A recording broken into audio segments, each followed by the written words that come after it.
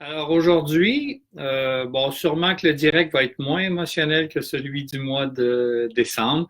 Donc aujourd'hui, je vous parle du transposé symbolique de l'alcool, c'est-à-dire que signifie l'alcool. Donc l'alcool, on appelle ça de l'eau de feu. Et évidemment, eau et feu, ça fait partie de deux des quatre éléments, si vous voulez, donc eau, air, terre et feu. Donc, l'eau, ça symbolise les émotions, mais c'est aussi le principe féminin. Et le feu, c'est le principe masculin. Donc, c'est extrêmement important parce que les personnes qui ont une difficulté avec l'alcool, ils ont un déséquilibre entre leur pôle féminin et masculin, c'est-à-dire que peut-être qu'ils utilisent trop leur pôle féminin versus le masculin ou l'inverse. Maintenant, pour l'alcool, il y a deux types de personnes qui sont obsédées par celle-ci. Premièrement, il y a celui qui consomme mais exagérément, donc qui pour lui c'est vraiment une dépendance, donc ce qu'on appelle un alcoolique.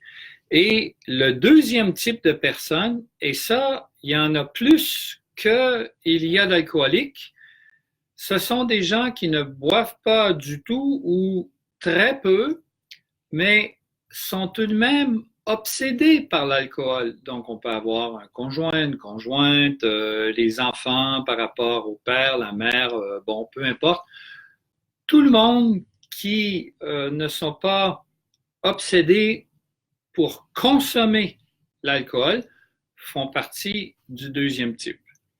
Alors, les causes pour être obsédé, aussi bien pour l'alcoolique que la personne qui est obsédée par la consommation d'alcool, elles sont multiples. Donc, je ne commencerai pas à vous les énumérer parce que je veux que ma vidéo soit relativement bref. Donc, je pourrais peut-être en nommer quelques-unes. La violence, l'aliénation parentale, la souffrance dans l'enfance. C'est tellement souffrant qu'éventuellement, adolescent, les personnes commencent à consommer. Bon, maintenant,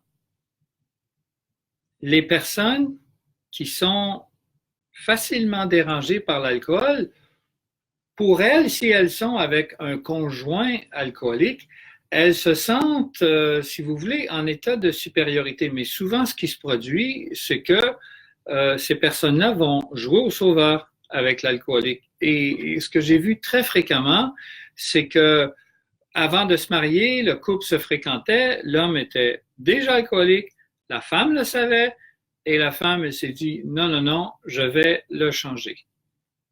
Bonne chance, divorce.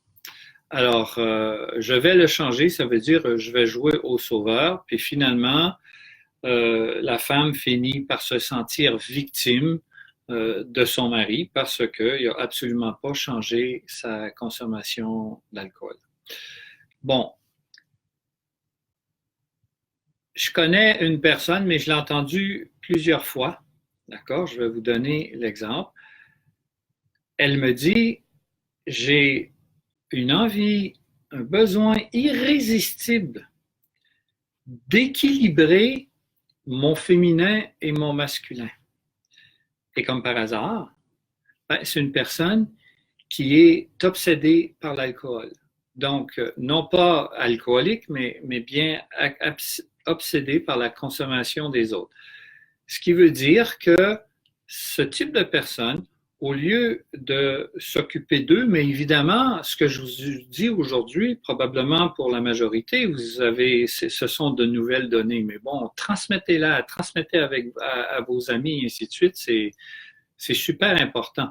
Donc, la personne, au lieu de s'occuper de sa problématique de l'équilibre entre le féminin et le masculin, ben, ce qu'elle fait, elle va plutôt regarder à l'extérieur d'elle et évidemment, elle est dérangée par la consommation d'alcool des autres personnes. mais ça ne règle absolument rien en elle. Donc, de là l'importance, si vous n'êtes pas alcoolique, mais que vous êtes dérangé par la consommation d'alcool, voyez à travailler, à faire un travail intérieur sur le principe féminin-masculin.